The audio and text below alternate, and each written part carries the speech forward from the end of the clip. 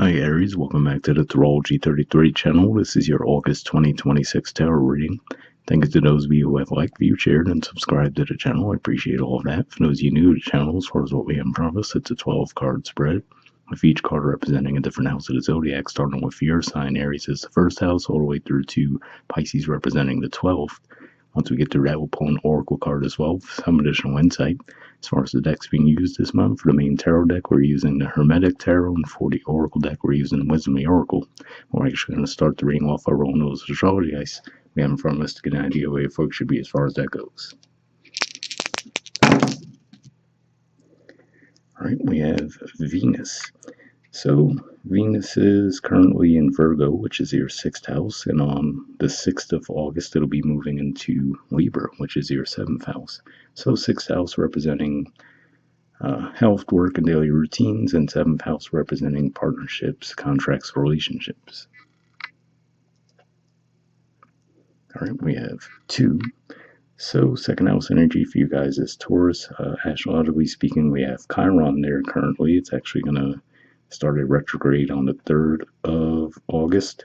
And yeah, in general, 2nd house points to finances, self-worth, and possessions. Well, and speaking of which, we also see the Taurus symbolism coming up here too. So yeah, it looks like 2nd house energy could be pretty significant for you guys this month.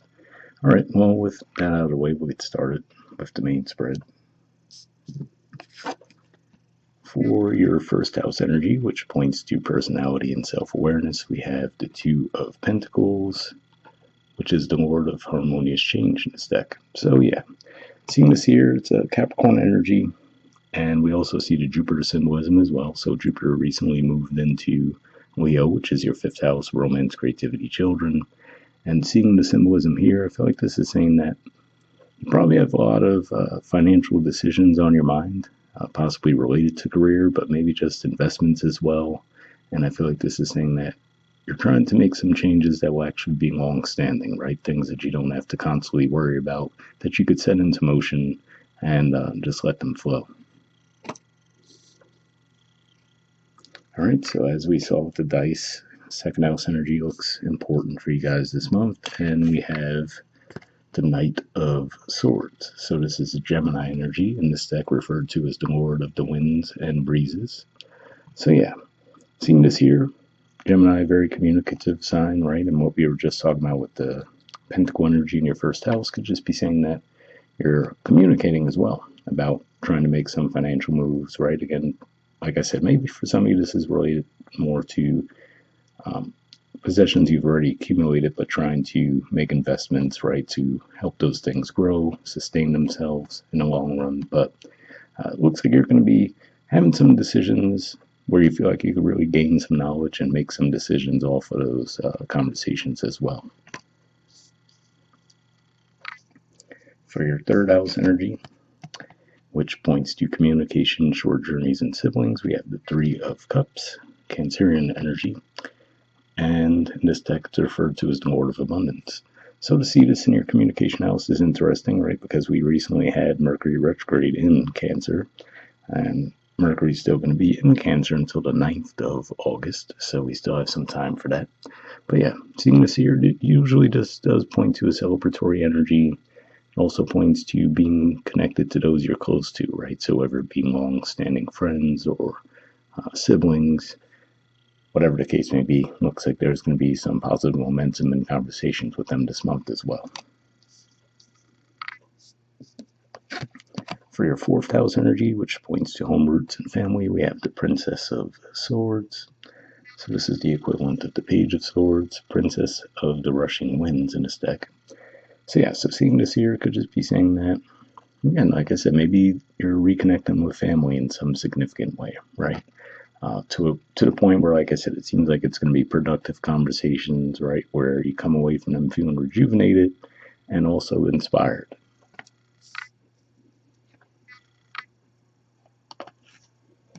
All right, so for your 5th house, which points to romance, creativity, and children, we have the King of Wands. So this is actually the natural card for your 5th house. It's a Leo energy and a fellow fire sign as well. So to see this Popping up in your fifth house is definitely a positive sign that your creativity is going to be on point this month as well. So, like we said, maybe it's all interconnected, right? Where you have some conversations, maybe feeling inspired, you connect with people you care about, which leaves you reinvigorated, energetically speaking. And with all of that, it just gives you that forward momentum that you need. And this card is referred to as the Prince of the Chariot of Fire. So, yeah, you could just be feeling really creative. Again, like I said, Jupiter recently arriving in this sign for you guys could really give you that spark, more visibility as well. So, speaking of Leo energy, we also see that with your sixth house because we have the Six of Wands, which is referred to as the Lord of Victory. So, yeah, so definitely a positive energy to see here as well, right? Because, like we mentioned earlier, sixth house could point to your health, your work, your daily routines, right? And of course, health could tie into all those things, right? When your health is at its best, you can show up in better ways when it comes to your creative projects, right? When it comes to communicating, networking, things along those lines there. But yeah, I feel like this is saying things that you've set into motion will actually get you some positive recognition and forward momentum this month. And that could be, like we mentioned, Venus is still wrapping up its transit through that house for you guys as well. For your seventh house, which points to partnerships, contracts, relationships, we have the Princess of Pentacles, in this deck referred to as the Princess of the Echoing Hills. So yeah, so to see this here, I feel like this is saying that there's going to be this fresh energy when it comes to your partnerships too. Maybe partnerships that can lead to financial improvement, right? So maybe some of you are partnering up with someone, maybe in an entrepreneurial type of venture, things along those lines there. But regardless, or you're just building a relationship with someone, even if it's a romantic nature where you do feel like you both bring something to the table that you could build with. But yeah, it definitely looks like a positive energy this year. It feels like a young energy, right? But there's also that optimism and that energy that comes with it too. For your eighth house energy, which points to death, rebirth, intimacy, investments, we have the High Priestess. So yeah, I feel like seeing this here is a good indicator that you can rely on your intuition a little bit more this month too when it comes to trying to make the best decisions.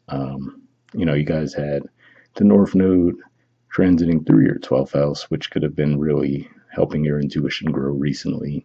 It's technically still there. Tomorrow it will be, well, I'm recording this on the 25th for what it's worth. So tomorrow we'll be moving into Aquarius. So it'll be coming out of your 12th house into your 11th house. But yeah, that could be one of many things that's helped with your intuition, right? You also have Neptune in your sign now, currently retrograde. So Neptune could be a force when it comes to intuition as well.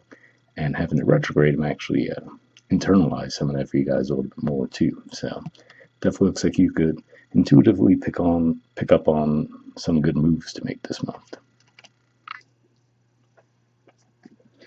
For your ninth house, which points to philosophy, higher learning, foreign affairs, we have the Ten of Pentacles, Virgo energy, referred to as the Lord of Wealth, right? So to me, seeing this energy pop up in your ninth house, right, which, as we mentioned, points to higher learning, foreign affairs, philosophy, right? I feel like this is saying the skills and the knowledge that you've gained through life are actually the keys to building your wealth, right? So now for some of you that can be material wealth, yes, but some of this is saying you have a wealth of knowledge, right? A wealth of experience.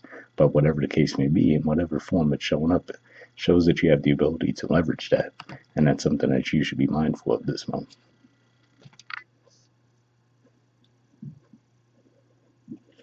And I mean, I will say I'll even take it a step slightly further. If we look at the astrological symbolism in this card as well, we do see Mercury in Virgo. And as we get toward the end of August, that's actually where Mercury will be moving. So you could even look to that time period as the time where that momentum might build a little bit more for you guys. So for your 10th house, which generally points to career and social status, we have another Virgo energy. We have the Eight of Pentacles, which is the Lord of Prudence. So yeah, so again, I feel like this is saying making wise decisions around your finances, right? Maybe if you get career offers, this is saying that you're going to be sharp when it comes to figuring out which would be the best one for you to pursue. And also, this also Eight of Pentacles energy for me often points to more of an entrepreneurial spirit where you're maybe self-taught in some ways, right? So that could be something that you could be focusing on as well, right? So even if you don't go a formal route to get certifications, things along those lines there, I feel like this is a thing you could be building your skills nonetheless.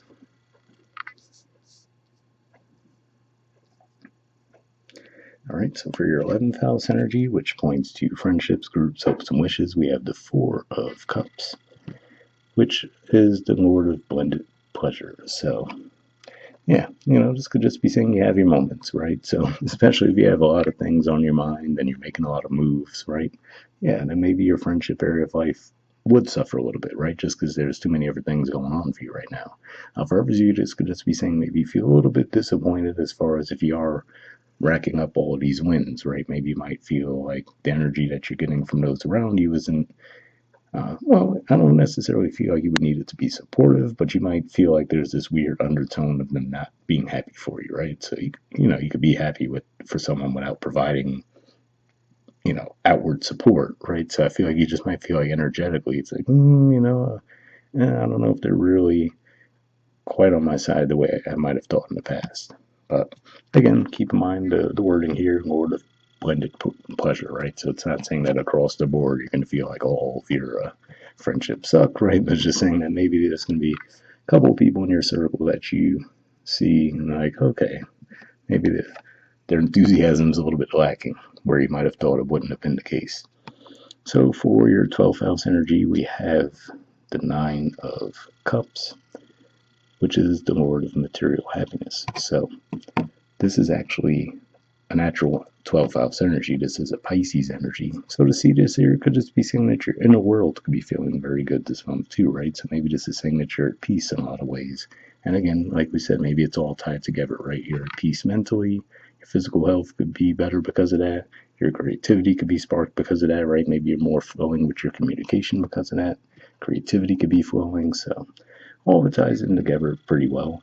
Overall, this looks like a pretty solid spread. I will say, interestingly enough, at the bottom of the deck, we have the Nine of Swords, which in this deck is referred to as the Lord of Despair and Cruelty, right? So, the Nine of Swords energy is definitely an energy of often being trapped in your head, right? Maybe losing a lot of sleep, having anxiety. We see the words that they use for this deck in particular, and if we look at the astrological symbolism here, right, we see Mars in Gemini, and Mars actually is still currently in Gemini and will be until the 11th of August. So this could just be saying that maybe as that transit's been taking place, right, it's been going on for pretty much about a month and a half now, and it could just be saying that maybe you had some tough conversations with people, right, between it being in your house communication and also having Mercury retrograde overlapping with a lot of the transit. Could just be saying, yeah, maybe you had some tough conversations. Sometimes those tough conversations, though, could be the spark that point you in the right direction, right? If you've been a little bit off course. So, like for a lot of you, this is saying that this is probably energy you've already experienced. Now you're coming up out on the other side of that. But yeah, we'll see what the Oracle card adds to the mix. So, like I mentioned, we're going to be pulling a card from the Wisdom of the Oracle deck. I'm just going to give this a few shuffles, then we'll cut the deck and pull a card.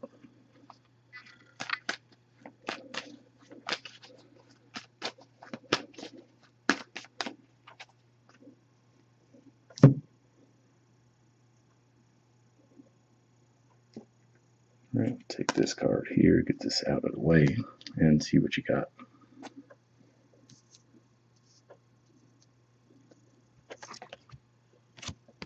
All right, we have Serendipity. There's the artwork.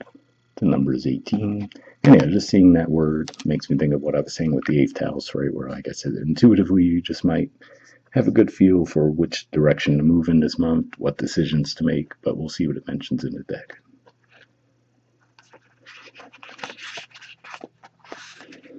All right, Central Meanings says opportunity allied with readiness, the awareness of synchronicity, luck and good fortune appearing as signs and symbols, magical alignment of events. The Oracle's message: you've stepped into alignment with the greater good, where your dreams and a collective dream resonate in exquisite harmony. Now is the time for luck and preparation to meet and create miracles that you could never have planned all by yourself. Keep in mind that you are a channel for providence right now, as a higher energy uses you as a force on behalf of the whole world. Your fortune becomes everyone's fortune. Everything you bring into being now will leave a wondrous legacy for others in the future. Your service to the world is being supported at this time. Expect the unexpected. And smile, for Spirit loves you so very much. So, yeah. So definitely a positive message there, and it seems to align with what we were talking about in the main spread as well. So hopefully that's actually lining up with what's going on in your lives. For the relationship message, we have Spirit has a plan, and that plan is to place you in front of the right person at the right time. You have met or are about to meet someone vitally important to your journey, someone Spirit wants to bring into your life. Only divine forces can plan this meeting. It is out of your hands. Pay attention to the signs Spirit presents. So yeah, so that could be pointing to that Princess of Pentacles energy we were talking about earlier. So another good indicator that things could be going well for you in that area of life too.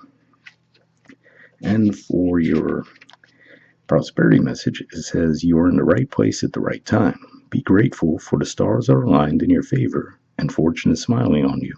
Victory and success are yours. The choices you have made in the past have prepared you for the opportunities now before you. This is your lucky moment. The timing is perfect. So yeah, again, like I said, it does seem like there's quite a bit of alignment here, and that seems to be pointed out with the Oracle energy as well. So again, like I said, hopefully that's the energy that really does play out for you guys this month, and we'll wrap up there. All right, bye.